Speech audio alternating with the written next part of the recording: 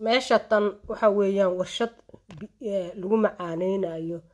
biyaha badda waa jasiiradda ama jasiirad lamoodka xaafuun runtii mashruucan waa mashruuc weyn oo in muddaaba dowladda puntland ay ka fakaraysay sidii ay biyaha xaafuun oo ah dhibaato weyn ay ka haystay dadka iyo dunyada iyo deegaanka waxa ku nool oo dhan saa la socotay xaafuun waa meel jasiirada in biyo laga helana way adkayd oo biyaha laga helay biyo midaxa bay ahaayeen marka mashruucan in badan baa dowladda puntland ka fakaraysay haddana waxay noqotay in qorshuhu in biyo macaaneyn loo sameeyo oo warshad loo hindisa in loo helo warshad biyaha badda macaaneysa mashruucaasi yaa maalgelinaya mashruuca walaal waxaa maalgelinaysaa hay'adda soo maraya waxaana maalgelinaysaa Netherland dowladda Netherland mahalan qarashkiisu aad buu u badan yahay laakiin qarashka marka hore uu badan yahay laakiin muhiimadda ka fiican waxay tahay shada waxaa loogu talagalay in 5 sano oo hore aan wax aysan u baahan laga bedelayo ama maaragtay qaabka loo isticmaalayo qaab mani wala oo ah u sahlaya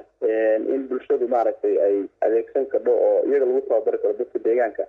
isla markaasna 5 sano kadibna loo keeno servicekiisa ula socdo 5 sano kadibna wixii laga bedeli karo oo maaragtay u baahdana in maaragtay iyadana in soo raacinayo halka waxa marka ah in 10 sano la isticmaali karo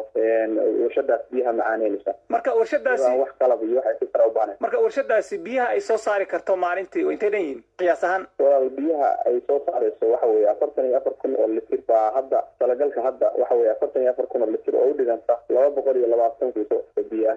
xaafuun inkastoo jasiirada ay ku taalo meelaha biyaha milixda ama dhanaanka ah ay ka jiraan ma ahan oo kaliya marka iyagu maxaa lagu doortay waxa lagu doortay hadda meelaha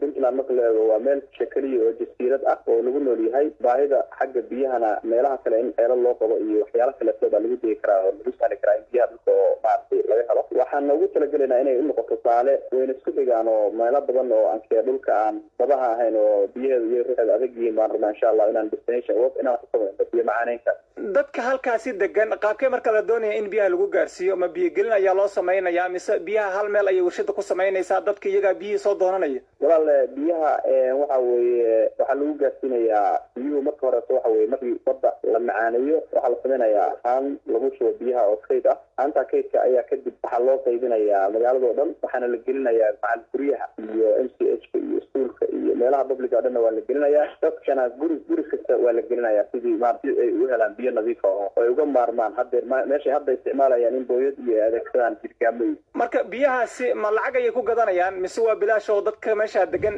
lacag laan ayay ku helayaan markii warshadaas la keeno runtii waxa aan ka taxadirnay in motor iyo qarash meesha uu ka baxo waxaa lagu samaynayaa biyo kasoo baxayaan qaab solar marka lacagta waa qaab free ah bay noqon doonaan insha allah wax aan badnayn oo aan macno lahayn baa la saaraya laakiin waxaas